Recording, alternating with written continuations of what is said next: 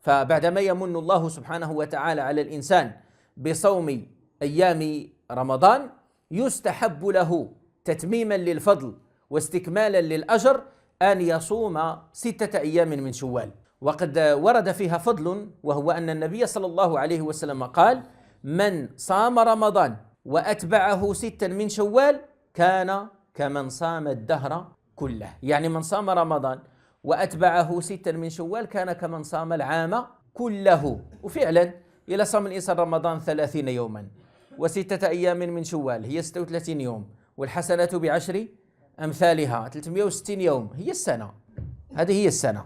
ومن صام 3 أيام من كل شهر، يعني 11 شهر صامها، غادي تكون لي كذلك صوم ديال السنة. من فضل الله عز وجل وكرمه أن الإنسان يفوز بصوم 2 سنين في سنة واحدة، وهذه تجارة عظيمة مع الله عز وجل.